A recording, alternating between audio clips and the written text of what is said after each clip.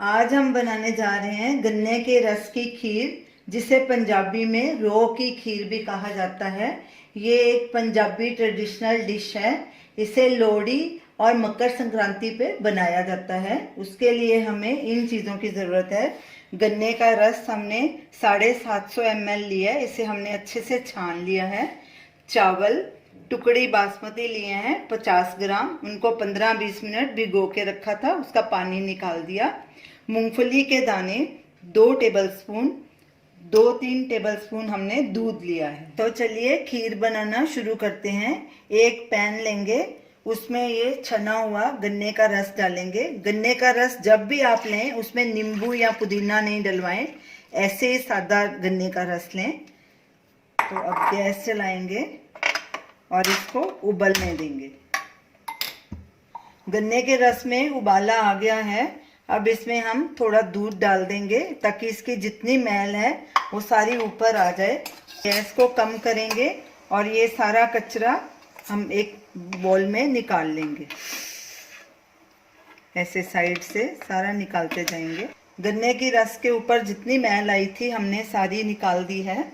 अब इसको सिम पे करके इसमें चावल डाल देंगे। चावल तब तक नहीं डालने जब तक इसकी पूरी मैल निकल ना जाए, और स्टर करते रहेंगे ताकि नीचे नहीं लगे, और इनको पकने देंगे। चावल और गन्ने का रस अच्छे से जब तक मिक्स ना हो जाए, और चावल गल जाने चाहिए बराबर।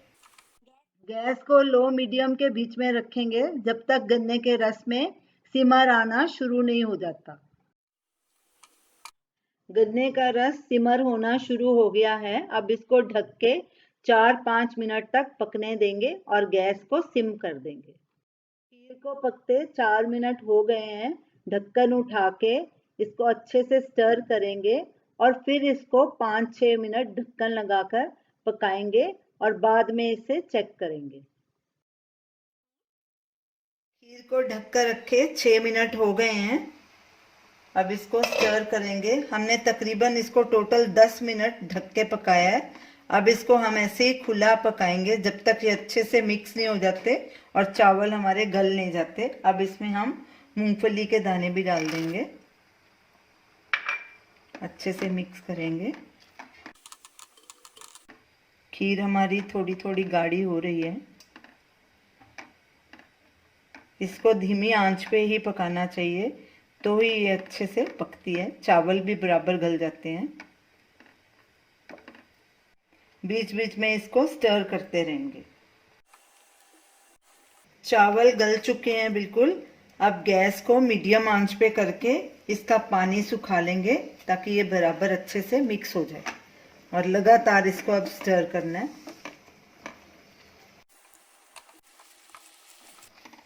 खीर हमारी तैयार हो गई। चावल और गन्ने का रस अच्छे से मिक्स हो गया।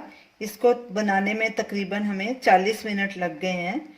तो चावल भी बराबर गल गए हैं। अब गैस करेंगे बंद और इसको एक बोल में ट्रांसफ़र करेंगे। तो ये रही हमारी आज की रेसिपी, गन्ने के रस के खीर। आप इसे ज़रूर ट्राई कीजिए और हमें अपना फीडबैक दीजिए, और हमें बताइए कि आपको ये हमारी रेसिपी कैसी लगी। हमारे वीडियो को शेयर कीजिए, हमारे चैनल को सब्सक्राइब कीजिए। Thanks for watching.